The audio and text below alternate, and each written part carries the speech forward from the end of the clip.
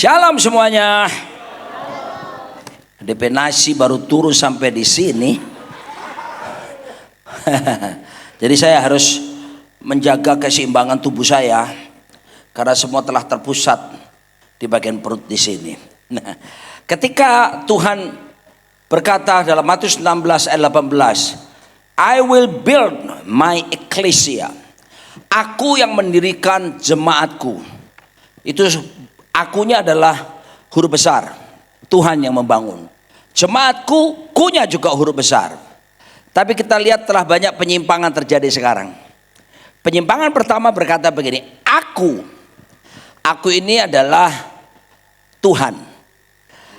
Ya, yang membangun gerejaku, kunya huruf kecil.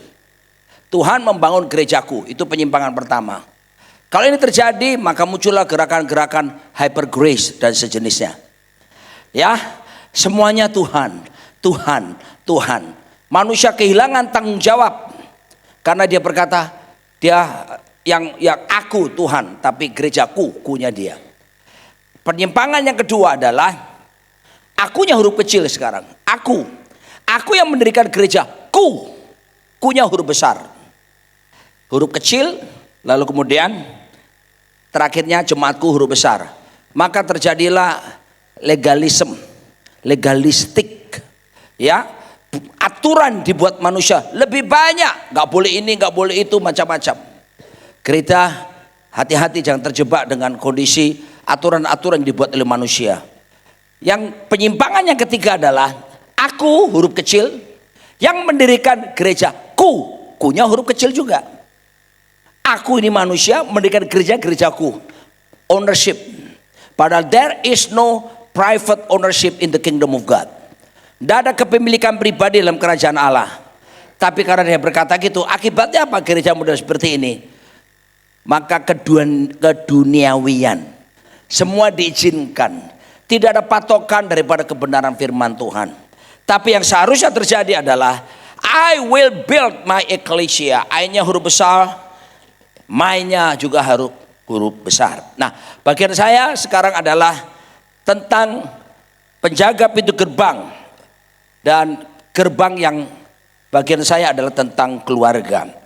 Kenapa keluarga penting? Next.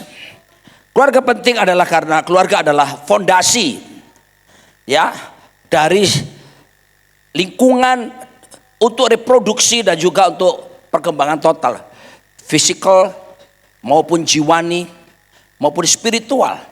Itu dimulai dari keluarga. Saya akan bacakan saja. Family, keluarga itu adalah prototype of society.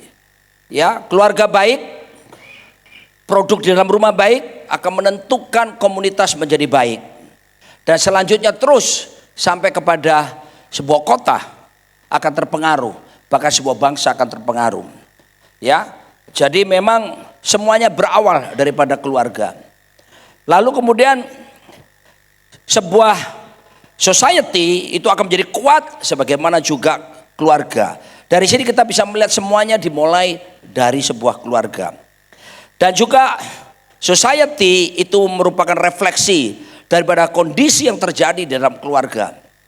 Kalau keluarganya saudaraku hancur-hancuran, itu mudah sekali bagaimana rakyat itu akan menjadi hancur. Ya, terus next lagi. Next. Nah, jelas bahwa Tuhan membentuk keluarga sebetulnya tujuannya adalah untuk supaya melindungi, mengamankan apa yang disebut dengan masyarakat, society itu sendiri. Jadi peranan keluarga begitu penting sekali. Dan the sanctify atau kesucian daripada keluarga itu adalah batuan dasar daripada kehidupan manusia, ya, supaya eksis berada di muka bumi ini. Ya, semua dimulai dari keluarga. Kesimpulannya sederhana. Family is God's property. Sesungguhnya keluarga itu adalah propertinya Tuhan, miliknya Tuhan. Institusi pertama yang Tuhan buat di muka bumi ini adalah keluarga. Kenapa begitu? Karena di sorga sudah ada keluarga. Tolong jangan disalah mengerti. Ini adalah keluarga dalam bentuk dimensi spiritual. Kalau ada pemain keyboard bisa temani saya. Saudaraku dikasih Tuhan, kenapa saya tekankan begini? Kan Tuhan Yesus berkata, datanglah kerajaanmu, jadilah kehendakmu di bumi seperti di sorga.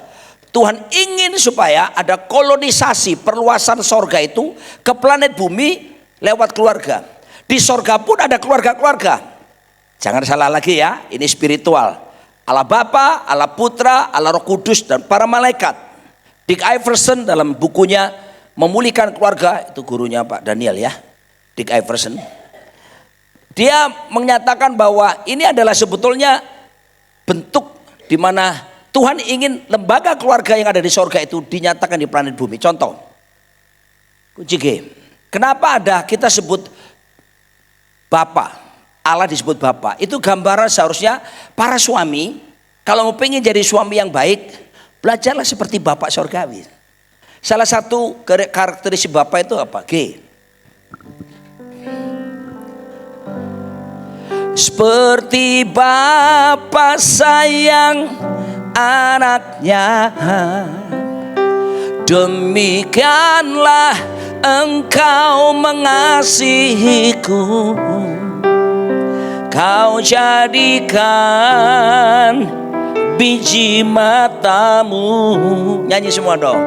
Kau berikan semua yang ada padamu. Jadi suami-suami belajar tentang karakter Bapak itu, fungsi seorang Bapak, sumber itu. Kalau mau belajar jadi istri yang baik, belajar dari Roh Kudus. Karena Kejadian 2 ayat yang ke-18 berkata, Tuhan menciptakan wanita jadi penolong yang sepadan. Ya, Roh Kudus, Yohanes 14 berkata, dia Tuhan adalah roh penolong. Ya, tolong ibu-ibu, istri-istri, wanita, Anda itu penolong. Amin. Bukan perongrong, bukan penodong, apalagi penggarong. Penolong. Nah, kalau menjadi putra-putri yang baik, belajar dari Yesus Kristus. Jelas bahwa apa yang Tuhan inginkan terjadi di sorga itu dinyatakan di planet bumi. Dan makanya institusi pertama yang Tuhan buat itu adalah sebuah keluarga. Nah, kita akan membaca satu ayat. Saya dapatkan ayat ini beberapa bulan yang lalu. Dalam perenungan pribadi, next, muncul ayat ini sebelum saya diundang ke sini malah. Ya, dan saya harus sharingkan ini. Sebab ia meneguhkan palang pintu gerbangmu dan memberkati anak-anakmu di antaramu. Keren. Ia memberikan kesejahteraan kepada daerahmu, mengenyangkan engkau dengan gandum yang terbaik. Saudara, kalau kita jaga gerbang keluarga baik-baik, yang terjadi adalah ini dia, anak-anak kita akan diberkati oleh Tuhan. Yang terjadi adalah kita punya pengaruh di mana Tuhan tempatkan kita berada, di daerah mana, di habitat mana Tuhan berikan kepada kita. Kita punya pengaruh. Selanjutnya soal makanan minuman gak usah bingung. Seek first the kingdom of God and righteousness, and all these things shall be added to you. Yang terjadi urusan makanan, minuman, pakaian, sudah. Don't worry, be happy. Tuhan pasti menyediakan. Ya, saya tadi sudah Pak Jonathan sudah jelaskan tentang gerbang dalam bahasa Ibrani-nya adalah Sa'ar dan seterusnya. Ya, jadi sudah jelas ya tadi gerbang itu di mana orang-orang berpengaruh. Dia ada di situ. Ya, para tua-tua, penatua di situ, hakim-hakim, raja bahkan di situ. Secara resmi mereka berkumpul, membuat keputusan-keputusan strategis, next, secara cepat. Ya, dan ada fungsi arsitektur dan kemasyarakatan. Kenapa saudaraku? Karena di gerbang itu tiap-tiap kota itu membangun gerbang begitu kuat dan ingin menunjukkan kualitas terbaik daripada pintu gerbang itu. Makanya dikasih kayu yang kuat, yang nomor 1 gitu supaya nggak mudah dijebol. Dan itu menginspirasi penduduk kota. Wah, ya ada contoh tentang bagaimana arsitektur yang bagus. Next lagi. Nah, di pintu gerbanglah ada pusat peradilan dan administrasi. Ya, disitulah penetapan sebuah keputusan-keputusan yang diberikan. Banyak contoh di Alkitab, saudara bisa dapatkan nanti bahan materinya di panitia. Saya hanya memberikan pandangan supaya ngerti betapa pentingnya pintu gerbang. Next lagi. Bahkan tadi dikatakan suaminya akan dihormati di pintu gerbang. Ya, kalau seorang wanita berperan dengan baik, maka akan berimplikasi, saudaraku, pengaruhnya sampai di pintu gerbang. Satu kali ada seorang jenderal aktif telepon kepada saya di Jakarta. Bapak Pendeta Roni Daud Simeon. Siap jenderal, tolong ke rumah saya. Kenapa Pak? Tolong doakan saya. Berangkatlah saya dengan istri saya. Sampai di sana, istrinya ternyata telah pergi meninggalkan dia beberapa hari tidak pulang. Singkat cerita, kalau dibuat singkat, dia mau bilang seperti ini kepada saya. Di kantor saya Panglima, tapi di rumah ini istri saya Pang Anam. Nah, kalau ini terjadi, saudaraku, percayalah ya, yang ada adalah kerusakan, yang ada adalah suamimu tidak akan dikenal di pintu-pintu gerbang. Ibu-ibu tolong ya, haleluya, penolong bukan penodong, bukan penggarong. Lalu kemudian, jadi di tempat situ ada perdagangan, interaksi sosial, pasar-pasar tuh dekat pintu gerbang. Transaksi bisnis bisa terjadi. Penting sekali. Next lagi. Apa lagi? Dan bidang militer juga. Bagaimana saudaraku, orang kalau bisa menguasai pintu gerbang, itu berbicara menguasai sebuah kota. Strategi yang dibangun dalam bidang kemiliteran adalah bagaimana menghancurkan pintu-pintu gerbang. Saudara lihat kalau film-film zaman dulu ya, itu sampai dibuat roda besar terus kayu panjang besar untuk apa? Hanya untuk mendobrak. Ya, dan saudaraku, dan militer berpikir bagaimana supaya bisa menguasai pintu gerbang dan mengalahkannya supaya bisa masuk ke dalam. Next lagi. Nah, kultus dan liturgi. Saudara lihat, ini berhubungan dengan peribadatan orang-orang Yahudi pada waktu itu. Ya, orang-orang Yahudi nyanyi tentang ku masuki gerbangnya dengan hati bersyukur, halamannya dengan pujian. Nyanyi semua, kataku hari ini hari buat Tuhan, ku bersuka sebab Dia kirangkanku. Oke, next lagi. Banyak sekali kegunaan harapan mesianik dan eskatologis. Saudara, Yesus memenuhi logika pintu gerbang dengan menyatakan, akulah pintu. Ya, aku pintu bagi domba-dombaku. Artinya begini, tidak ada sesuatu yang kena pada diri saudara tanpa melewati penjaga pintu itu. Jadi kalau saudara punya tekanan, saudara mengalami misalnya, kayak tema kita bulan ini kan the valley of, bukan testing toh, refining. Ya kan? Kalau saudara mengalami duri dalam daging sekalipun, mari saya beritahu, semua sudah melewati Yesus Kristus. Saudara mengalami tekanan, penderitaan, apapun, saudaraku dikasih Tuhan. Kadang-kadang kita rajin menengking ya. Dalam nama Yesus setan keluar. Kalau ada masalah, malaikat sebelah kita ngomong. Kalau orang Manado bilang gini, Tuhan yang kirim, mengana mau apa dang? Ya. Jadi kita mesti mengerti bagaimana Yesus telah mengalaminya lebih dulu.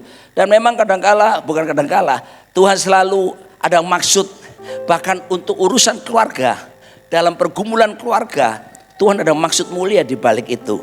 Ada ungkapan berkata, the cross before the crown. Salib dulu baru mahkota. Lalu the thorn before the throne. Duri dulu baru kemudian ada takhta disediakan. The test before the testimony. Ya, ada ujian dulu baru muncul kesaksian-kesaksian. Jadi kalau ada pergumulan, ada tantangan, kunci G, seharusnya saudara sambut begini. Bersyukurlah pada Tuhan sebab Ia baik. Jadi jangan cengeng ya. Jangan cengeng. Tuhan, why? Air mata keluar. Why? Air hidung keluar. Why? Air mulut keluar. Kalau saudara tanya sama Tuhan, why? Tuhan jawab, why not? Sudah. Sekarang kita masukkan lebih cepat lagi. Nah, aplikasi moral dan pendidikan karena hikmat berseru di dekat gerbang pintu masuk kota. Jadi memang orang-orang yang duduk di pintu gerbang itu memang adalah orang-orang pilihan, saudara ya. Dan saya percaya bahwa gereja ditempatkan, saudara dipilih kan. Bukan saudara pilih Tuhan, Tuhan yang pilih saudara. Masing-masing kita udah punya dikasih kapasitas potensi yang dahsyat dan luar biasa. Ketika saudara maksimalkan seperti itu, wow. Saya bersyukur Miles Monroe pernah berkata, tempat penyimpanan harta karun yang paling mahal itu bukan di tambang-tambang batu bara. Saya baru pulang dari Berau 2 hari yang lalu. Berau itu Kalimantan Timur. Itu batu bara, saudaraku ya. Orangnya jadi kaya-kaya di sana. Saya bilang sama mereka, justru tempat penyimpanan harta karun terbesar di kuburan-kuburan. Kenapa? Banyak lagu-lagu yang seharusnya memberkati banyak orang belum sempat dikeluarkan, orangnya sudah mati. Banyak buku-buku yang bisa merubah paradigma jutaan orang belum ditulis, orangnya sudah mati. Ya, makanya maksimalkan, keluarkan semua potensi. Amin, Pak Jonathan Anton. Potensi, kita bilang potensi. Kasih keluar semua. Haleluya. Sudah. Jadi ketika pintu gerbang dijaga dengan baik, dan kita sebagai keluarga, khususnya suami sebagai imam kepala, karena istri anak-anak juga imam kan. Kamulah bangsa yang terpilih, imamat rajani, bangsa yang kudus, umat kepunyaan Allah, gitu kan. Jadi saudara royal priesthood, saudara ini imam, tapi juga suami imam kepala. Ya, tapi imam kepala mesti melakukan perannya. Saya kalau ke rumah orang diajak makan misalnya, saya suka gini, silakan Pak Roni yang berdoa. Saya enggak mau. Saya bilang enggak, saya mau supaya pemimpin rumah tangga, suami. Saya masih menemukan gini, jangan saya Pak, jangan saya Pak Roni, jangan saya, mundur-mundur gini, jangan saya Pak, istri saya aja. Gemes saya dalam hati saudaraku. Kamu harus pakai rok, saudara, bukan rok gereja kita ya, rok. Imam kepala, pimpin doa dong. Berapa susahnya makan. Doa makan tuh belajar dari Pak Kris Manusama. Kalau makan sama dia ya, dia lihat dulu ikan apa. Terus dia berdoa gini, Tuhan terima kasih untuk capcay, nasi goreng merah, ikan bakar merah. Semua enak Tuhan. Dalam nama Yesus, amin. Doa itu enak gitu toh. Beriman enak. Terus lanjut lagi. Jadi ketika pintu gerbang teku, next slide, yang terjadi adalah Tuhan akan GG atau A. Tuhan memberkatimu dan melindungimu. Tuhan menyinarimu dengan wajahnya. Ini sol. Kalau ini falungku, marah kita.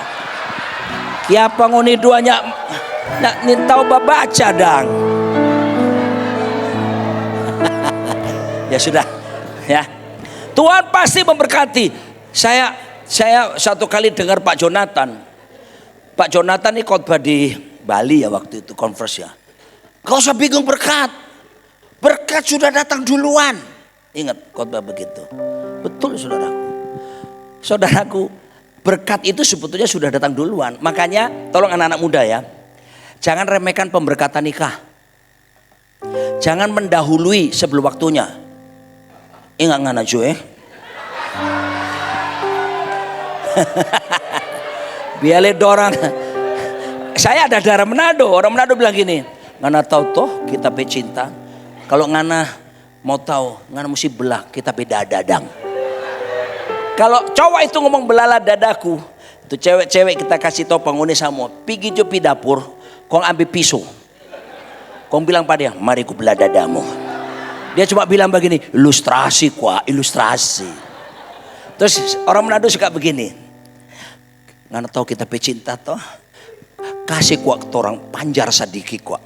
Nah, panjar sadiki, Kalau ada cowok-cowok seperti itu, tolong ya cewek-cewek sekalipun dia pemimpin pujian, pemain musik, khotbah sekalipun, bangkit berdiri tolak pinggang katakan, dalam nama Yesus, keluar ngana. Aman saudara dan masa depan saudara. Kata berkat barah itu sebetulnya itu luar biasa. Itu pertama adalah sebuah kemampuan yang Tuhan berikan kepada kita untuk supaya kita bisa melakukan tujuan-tujuan Tuhan dalam pernikahan kita. Berbuah, beranak cucu, bertambah banyak, penuhi taklukkan, berkuasalah dan seterusnya. Tapi arti kedua kata barah itu berkat di situ, itu sebuah tudung cover yang menudungi kita suami istri kemanapun Anda pergi. Penyertaan Tuhan, penyertaanmu sempurna, rancanganmu penuh damai. Gak peduli kamu diutus ke pedalaman Papua sekalipun, yang namanya blessing di atasmu mengikutinya. Saya pernah kasih ilustrasi, ada orang tinggi di sini. Saya lihat tadi ada bapak di sini, tinggi besar. Itu tuh, bapak itu yang gini, Pak yang pakai kacamata. Ya, tolong bapak ke sini. Pak, siapa namanya? Pak, tolong, ya apa-apa Pak, masuk TV Pak. Ini dia. Ya, enggak saya kerjain, Bapak terus sini, cepat Bapak. Haleluya. Nanti suruh lihat betapa bedanya dia dengan saya. Lihat perbedaannya ya. Haleluya. Pak, Bapak jadi Tuhan, Allah berkuasa. Kalau orang Tuhan memberkati tangannya gimana Pak? Tangan Tuhan memberkati gimana? Sedap. Oke. Jadi waktu Anda diberkati oleh Tuhan, itu kayak ini. Anda ditugaskan kemanapun, the blessing from God shall follow you. Yang dekat, jangan takut sama saya Pak. Saya kan pendek. Oke. Makanya betul. Berkat sudah datang duluan kok. Gak usah bingung soal berkat. Amin. Ya ini. Haleluya. Barangkali mau dipijit juga sekalian. Sebentar malam Jo. Sila. Atas nama bangsa Indonesia saya ucapkan terima kasih. Semoga amal ibadah Bapak diterima di sisinya. Amin. Oke, silakan kembali. Saudara, dari tadi saya tahu enggak saudara, saya ini punya maksud loh. Kenapa saya buat saudara tertawa? Produk dari sebuah keluarga yang berfungsi benar di pintu gerbang dengan baik, hidupnya sukacita, glory. Wah, bukan cuma glory Pak, glory. Haleluya. Istri saya kalau sudah begini dia cuma bisa bilang so sweet. Bukan cuma memberkati anak-anakmu, dia memberikan kesejahteraan, ada shalom. Kita tidak takut mendengar kabar celaka. Ada masalah, besok saya akan sharing tentang Ayub. In one day, berita-berita yang mematikan, tragedi, tapi dia tetap teguh. Dia mempersembahkan korban kepada Tuhan, mengenyangkan dengan gandum yang terbaik. Sudah, gak usah khawatir soal berkat. Amin. Bukankah firman Tuhan berkata kebajikan G atau A.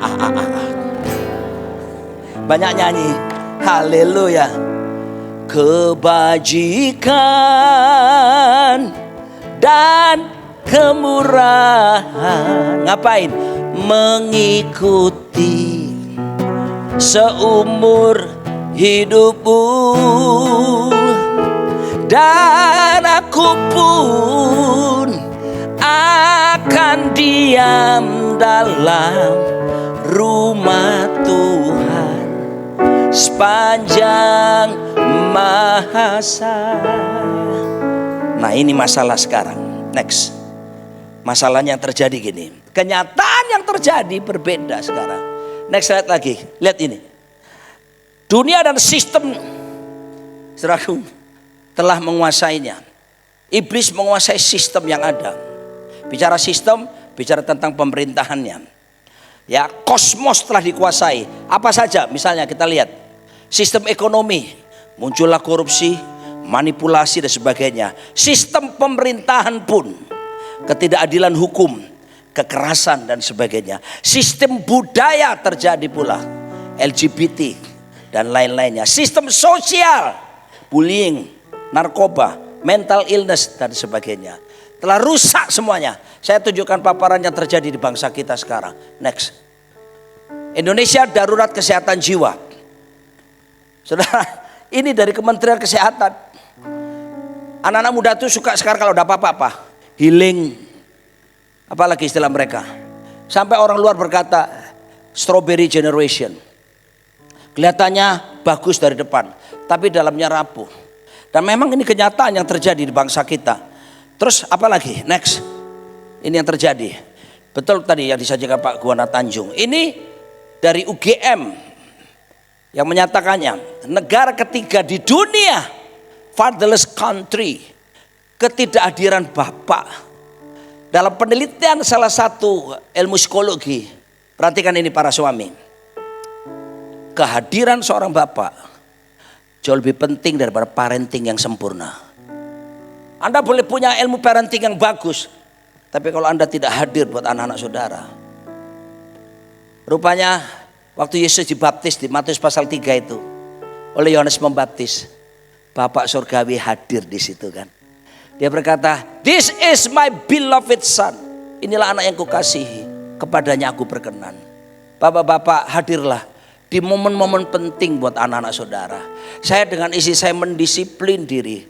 Waktu anak-anak masih kecil sekolah, saya selalu hadir pembagian rapot. Saya datang yang saya terima rapot mereka. Saya hadir ketika mereka pertunjukan di kelas di sekolah mereka. Saya harus ada di sana.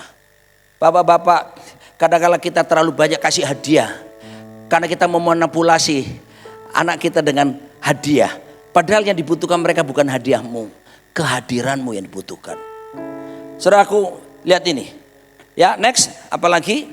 Kalau ini sudahlah. Ini mau cari fotonya yang Indonesia belum berani. Tidak ada yang muncul, jadi dapatnya luar negeri. Tapi di Indonesia sudah banyak, saudara. Satu kali saya diundang sebuah gereja besar di Jakarta. Jemaatnya ribuan. 5 kali kebaktian. Terus karena gembalanya teman baik dia begini, Pak Roni sekalian ya borongan. Apain Pak? Doa berkat. Ya udah saya doa berkat. Ketika saya berkata pulanglah dan bawalah berkat Tuhan. Tato Roh Kudus ngomong, ada beberapa anak muda di sini, mereka adalah gay, terlibat homoseksual. Saya mau sampaikan sambil Tuhan memberkati engkau, itu saya mikir gini, saya sampaikan enggak ya? Saya sampaikan enggak ya? Tapi begitu pas amin saya bilang gini, saudara, saya mau belajar taat. Roh Kudus berkata ada beberapa saudara perlu ditolong. Saya rindu untuk ketemu saudara yang punya masalah dengan ketersukaan dengan sesama jenis. Saya tunggu di ruang VIP belakang. Sudahlah, saya tunggu di belakang. Saya kemudian ambil minuman, jus apa di belakang. Tahu pengurus gereja memberitahukan saya, Pak, ada yang mencari Pak. Oh ya, waktu saya buka pintu saudaraku, baris anak muda ganteng-ganteng. Dari penampilannya saya tahu anak-anak orang berada. Saudaraku yang dikasih Tuhan, anak-anak juga di sini hati-hati ya, cewek-cewek. Belum tentu loh cowok yang kamu lihat itu. Saya menemukan kalau zaman dulu kita kalau melayani keluarga, ibu-ibu datang nangis, Bapak Pendeta tolong doakan. Kenapa Bu? Suami saya selingkuh. Dengan siapa Bu? Sekretaris kami, karyawan kami. Sekarang lain. Yang saya temukan di Jakarta, ibu-ibu datang, doakan suami saya selingkuh. Hah? Dengan sekretaris kah? Karyawan? Enggak. Dengan siapa Bu? Teman prianya. Itu yang saya hadapi, yang saya temukan di Jakarta. Saudaraku, makanya tolong perhatikan ya. Ayo kita belajar banyak tentang pelayanan counseling. Kita percaya kuasa Tuhan, tapi itu kasus-kasus seperti ini gak cukup ditumpangi tangan. Lalu kita usir dalam nama Yesus, roh homoseks keluar. Kita harus tahu akar permasalahannya apa. Dan kami sedang membina dan beberapa orang sudah sembuh. Dari mana saya tahu mereka sembuh, saudaraku? Kasih tahu saya. Mereka suka panggil saya kakak. Kak. Pak, Kak. Cantik ya cewek itu, sembuh tuh. Sembuh tuh. Mulai suka sama lawan jenis ya. indikator, salah satu indikator. Tapi terus akan dibimbing. Dan kita akan lihat lagi. Next. Jadi keluarga sesungguhnya adalah gerbang pertahanan terkuat. Gerbang kota bisa hancur. Tapi selama gerbang keluarga kuat, akan mampu menghadapi tantangan. Contoh, siapa ini? Saudara lihat bagaimana kota Yeriko itu bisa roboh. Bagaimana benteng dan gerbang Yeriko bisa roboh. Kenapa saudaraku? Banyak orang berkata, sorak-sorai gitu kan. Banyak orang terpikir bahwa sorak-sorainya enggak. Ketaatan melakukan perintah Tuhan yang membuat gerbang itu menjadi roboh. Ya kan? Tuhan suruh diem, keliling sekian kali, mereka ikuti. Saudara, saya pernah, karena saya waktu dulu nggak ngerti zamannya presenter loh. Waduh, bayangan saya, sorak-sorai. Jadi kalau ada masalah apa di rumahmu, sorak-sorai, wah, dilempari tetangga malah saudaraku ya. Ketaatan kepada perintah Tuhan. Tuhan suruh apa? Ada lagu kan bilang gini, suka-sukamu Tuhan. Dan ketika gerbang itu ditaklukkan, dihancurkan, tembok Yeriko roboh, ada satu rumah yang memang dikhususkan sebelumnya. Dikasih apa? Tali kirmisi. Dan tidak boleh orang Israel menebus sana. Saya sedang berpikir bahwa ketika Anda mengikuti kehendak Tuhan dalam hidup Anda, dalam keluarga Anda, ada tanda tali kirmisi itu, yaitu pengorbanan Yesus Kristus terjadi dalam hidup rumah tangga saudara. Gerbang kota boleh dihancurkan, tapi perlindungan akan datang atas setiap anak-anak Tuhan. Setiap keluarga. Contoh lagi, sebenarnya banyak. Bagaimana dengan Fir'aun? Keluarga Fir'aun? Bagaimana orang-orang Israel tinggal di Goshen itu? Saudaraku dikasih Tuhan, ketika ada tanda darah dilaburkan di pintu rumah mereka. Dan malaikat maut datang. Yang terjadi adalah perlindungan terjadi atas rumah-rumah dan rumah tangga orang-orang Israel. Tapi keluarga-keluarga bahkan Fir'aun sekalipun, mereka harus mengalami apa yang disebut dengan tindakan tegas daripada Tuhan. Betapa pentingnya saudaraku membangun benteng di dalam keluarga itu. Saya akan tunjukkan lagi. Oleh karena itu, lembaga pertama sebagai kesatuan terkecil yang Tuhan buat adalah sebuah keluarga. Prototype, bedrock, batuan dasar terbentuknya kesehatan sebuah komunitas. Itu dimulai dari sebuah keluarga. Dan waspada, iblis tahu bahwa keluarga adalah benteng pertahanan terkuat. Maka jangan heran saat ini saudaraku, iblis sedang berusaha menyerang dengan kekuatan penuh. Dan pertama yang diserang tentunya adalah yang disebut seorang bapak itu, seorang suami. Rockman! Huha! Huha! Saya ingat ada salah satu pekerja kita di Jakarta. Waktu saya berkata, ini orang Batak pada orang Batak. Rockman! Uha! Uha! Saya bilang, tidak boleh seperti itu. Kalau uha! Uha! Ntar gini. No. Uha, uha. Jonathan bagaimana? Rockman. 2 kali. 2 kali.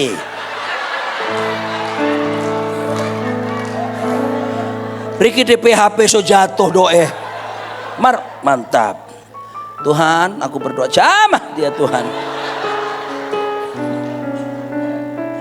Saya lanjutkan lagi. Karena ada beberapa hal yang saya ingin lakukan. Next lagi. Ya, kita sudah tahu bagaimana Rahab dan seluruh keluarganya terlindung dari segala serbuan-serbuan dan hal yang mematikan keluarganya. Karena dia mengikuti kehendak Tuhan, dia mengikuti perintah Tuhan. Seluruh keluarganya panggil, kerabatmu panggil, jangan keluar rumah loh. Jadi kehendak Tuhan jangan ditambah-tambahi ya.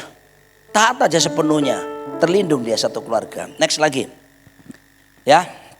Next lagi, ini semua udah tahu ceritanya. Nah, Badan Narkotika Nasional menyatakan bahwa benteng yang paling kuat itu ternyata melawan narkoba khususnya, keluarga juga. Ya, BNN telah mengakuinya. Atmosfer rumah itu penting. Makanya dalam bahasa Ibrani, kata keluarga itu bait. Ada dua arti. Pertama, the place that you can feel your home. Sebuah tempat kamu bisa merasakan home. Bahasa Inggris kata rumah kan ada dua, house and home. Kalau house itu bangunan fisiknya, tapi home itu bicara atmosfernya. Saya menulis di buku saya Kingdom Family itu, kata lain daripada keluarga bahasa Indonesia apa? Rumah tangga, bukan ular tangga ya. Rumah tangga. Perhatikan ini. Atmosfer rumahmu menentukan tangga kehidupanmu. Kalau atmosfer rumahmu kerajaan sorga memerintah, tangga hidupmu menaik, Pak. Walaupun namamu Manurung.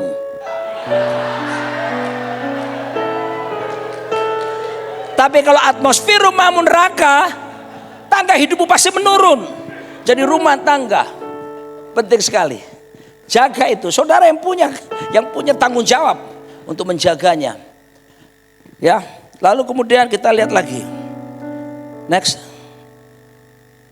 Saya kepingin Anda buka HP, buka di notes. Jadi saya sengaja cepat supaya kita ada tes ini. Kan waktu saya cuma 40 ya. 50 menit. Oke, lebih cepat kan lebih bagus supaya Q&A nanti semua hamba Tuhan bisa menjawab. Tolong Anda jawab ini, pertanyaan ini. Ini gampang-gampang kok. Ya, nanti ada skornya. Tolong HP-mu masing-masing. Saudara harus jawab supaya kami bisa mengerti. Ini disebut adverse childhood experience. Jadi ini sebuah tes yang menunjukkan pengalaman-pengalaman masa lalu yang buruk yang pernah Anda alami. Ternyata itu akan menentukan masa depan kita. Ini tes psikologi ya. Saya bersyukur anak-anak kuliah di Amerika itu ngasih bahan-bahan salah satunya seperti ini. Coba saudara semua ya, jangan sampai tidak ikut tes. So buka DP HP. Oke. Jawab yang nomor 1.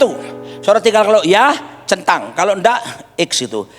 Apakah Anda merasa Anda tidak cukup untuk makan dan Anda memiliki, kalau pakai baju kok merasa bajunya kotor, atau merasa bahwa tidak ada yang bisa melindungi dan peduli kepada Anda?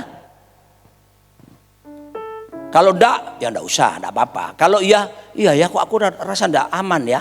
Anda kasih centang gitu ya. Oke.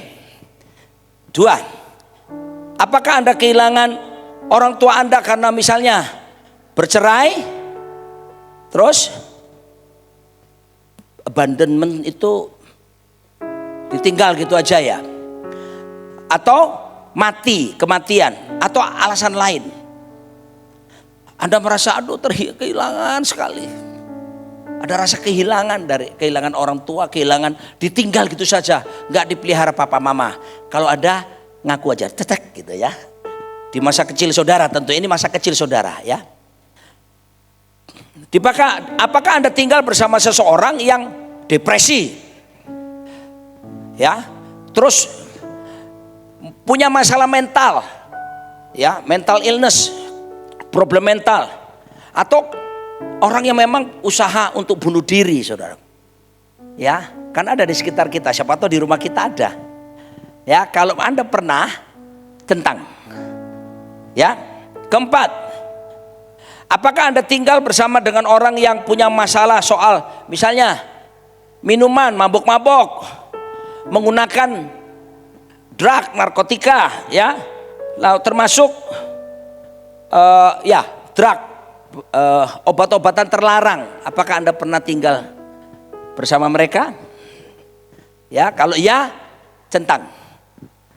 Kalau enggak ya enggak usah. Apakah orang tuamu ya atau orang-orang dewasa di rumah Anda pernah Anda lihat mereka mukul, punch, ya, pokoknya berkelahian dan mengancam to harm each other. Ada kata-kata yang kasar terus perkelahian Anda lihat di rumah. Kalau saya pernah ini, karena saya lihat papa saya dulu ambil keris mau bunuh mama saya.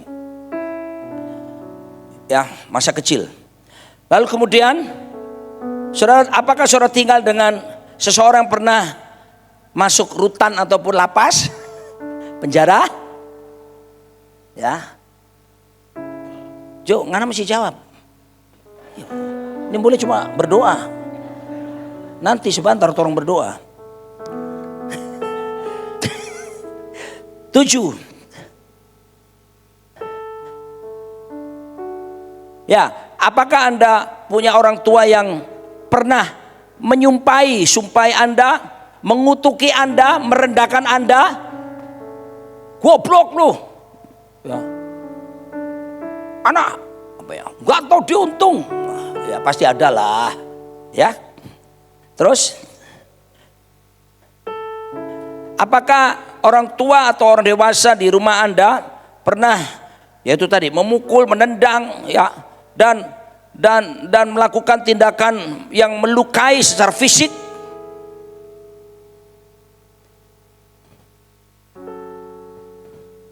Ya, udah tahu skornya sudah ya? Yang terakhir ya, belum, 9. Apakah Anda merasa bahwa seseorang dalam keluarga Anda itu mencintai Anda dan berpikir bahwa Anda itu spesial, Anda berharga? Bisa saja dia berkata, aku sayang kamu, aku cinta kamu, kamu luar biasa gitu. Apakah ada di rumah seperti itu? Did you feel that? No, oh ya, sorry. Tidak ada, sorry saya. Terima kasih Pak Enzo. Apakah Anda merasa bahwa tidak ada orang yang mengatakan aku sayang kamu ataupun berpikir bahwa Anda itu spesial? Banyak orang Jawa, saudaraku, hidup mau bilang I love you apa itu agak kaku. Ya, karena saya pernah dibesarkan dari keluarga yang seperti itu. Aku sayang kamu itu tidak pernah saya dengar. Ya. Tapi jangan berpikir ya, pantas besarnya seperti ini gitu. Sudah dipulihkan. Did you experience unwanted sexual contact? Jadi saudara pernah nggak ngalami masalah seksual yang tidak saudara inginkan? Ya, misalnya ada orang mengabuse saudara dengan oral seks, anal seks, bahkan vaginal intercourse, ya, penetrasi. Ya. Yang saya layani di Jakarta, kenapa dia jadi homo? Karena dia di-abuse pamannya sendiri. Pamannya datang bermalam di rumahnya waktu dia kecil. Pamannya abuse dia. Aduh, mengerikan. Sekarang ini ya, kita mesti tahu persis siapa yang datang ke rumah kita. Oke, semua sudah? Sekarang skor. Jumlah. Kalau ada 4 atau lebih jawaban saudara-saudara centang, maka ini penelitian telah menunjukkan orang dewasa yang terpapar 4 atau lebih adverse ACA tadi, 4,6 kali lebih mungkin mengalami depresi. Kedua, 10,3 kali lebih mungkin pernah menggunakan narkoba melalui suntikan. 6 kali lebih mungkin pernah mengalami atau menyebabkan kehamilan remaja yang tidak direncanakan. 15 kali lebih mungkin melakukan kekerasan terhadap orang lain. 20 kali lebih mungkin pernah dipenjara selama hidup mereka. Dan 12,2 kali lebih mungkin pernah mencoba bunuh diri. Dan ternyata ini berkorelasi dengan kesehatan seseorang. Dikatakan skor ACE yang tinggi juga berkorelasi dengan penyakit jantung, obesitas, kanker, stroke, diabetes maupun asma, depresi, anxiety, kecemasan ya, PTSD, post traumatic stress disorder. Jadi pernah mengalami ini mesti dilayani baik-baik saudaraku. Ini perlu dikonselingi. Jadi nggak cukup didoakan tumpang tangan terus suruh pulang. mesti didampingi, disembuhkan dari masa lalunya. Perasaan tidak aman dan ada perasaan yang tidak berharga. Dan ternyata berkorelasi pada tingkat penganggurannya lebih tinggi, daya juangnya lemah. Ya, tidak punya semangat juang, gampang menyerah kebanyakan mereka. Dan yang luar biasa adalah justru berpotensi bercerai lebih tinggi lagi. Kenapa saya harus paparkan ini? Rupanya saudaraku, semua yang terjadi di masa lalu itu terhubung dengan rumah kita masing-masing. Sesuatu yang terjadi di besar.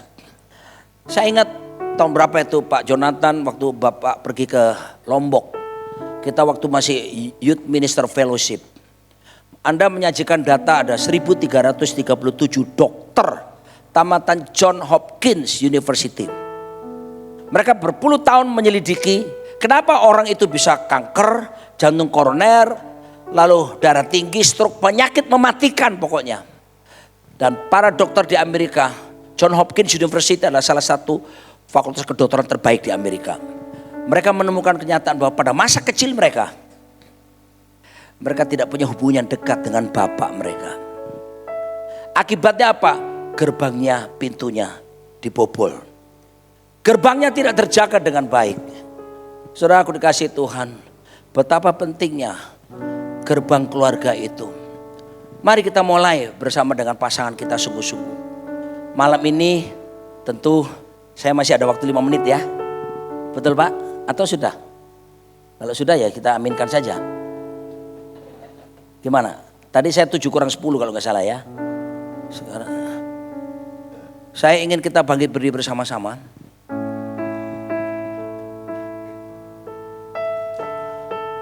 Kalau ini saya minta Pak Guana Tanjung maju ke sini sebentar. Karena beliau ini diurapi Tuhan khusus buat mereka yang hancur hati karena masalah-masalah yang lalu. Mari Pak, pray for us. Tolong suami istri yang ada dirangkul pasangannya. Sedap sekali Pak Kris. Sedap sekali Pak Robert. Pak Jonathan enggak usah ya. Sedap sekali Pak Jonathan Patiasina. Pak Hence. Aduh.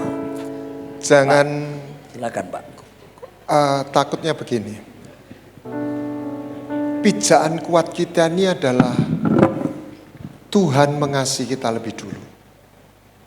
Lalu yang kedua, justru luka yang Tuhan izinkan yang terjadi ketika dia hadir, Tuhan hadir dan sembuh, itu justru menjadi kekuatan buat kita. Saya adalah orang yang juga terluka. Saya ingin tambahi tadi, bukan hanya masa kecil, tapi keadaan ibu kita waktu hamil kita. Saya dulu tidak ada hujan, tidak ada angin, itu bisa susah tanpa sebab. Saya baru tahu mama saya itu sedih waktu mengandung saya. Jadi itu masuk, semua itu rekaman. Semua itu alam bawah sadar. Tapi ada satu firman. Dia setiap tanaman yang tidak ditanam Bapa dicabut sampai seakar-akarnya. Bentar ya, saya minta waktu sedikit aja. Kalau seorang cewek yang naksir duluan sama cowok, itu berat saudara ya. Mau dandan, mau apa, belum tentu cowok noleh. Tapi kalau cowok naksir duluan, si cewek gak usah susah-susah, cukup senyum aja. Ya kan? Yang naksir duluan siapa? Yesus. Pegang. Jadi kita gak usah berusaha mencintai dulu. Izinkan dia mencintai. Amen. Nah, cintanya itu bukan hanya cinta yang mengampuni, menyembuhkan. Ya. Cewek nggak usah dandan menor, karena cowoknya naksir duluan, betul ya? Kalau cewek naksir duluan kan susah, mau apel kan nggak boleh, ya toh? Nggak ilok orang bilang. Tapi kalau cowok yang naksir duluan, dia nggak perlu juara kelas, dia nggak perlu hebat, cukup senyum. Kalau diajak kencan jawabnya gini, mau jadi pacarku. Heeh. Katakan heeh. Heeh. Simple. Banyak orang berusaha mencintai Tuhan. Itu good setelahnya. Tetapi izinkan starting pertamanya. Izinkan percaya dia mencintai. Nah, cintanya ini yang menyembuhkan. Dia nggak membiarkan kita terus terluka. Oke, bayangkan. Anak bungsu, anak hilang ini masalahnya apa? Anak bungsu sama sulung. Gagal percaya cintanya Bapak yang baik. Kalau dia percaya, dia nggak minggat. Anak sulung lebih mengagetkan saya. Bertahun-tahun aku melayani Bapak, tidak pernah melanggar ini moralitas. Tapi kau tidak pernah kasih aku satu anak kambing. Jadi apa? Punya hati anak. Jadi izinkan dia jadi papa, babe, sembuhkan pernikahan kita, hidup kita. Dia nggak hanya mengampuni jubah yang robek, yang kotor. Dia beri jubah yang baru. Imajinasi, tapi sesuai firman. Izinkan Tuhan itu datang memeluk, memberi jubah yang baru. Ayo kita pejamkan.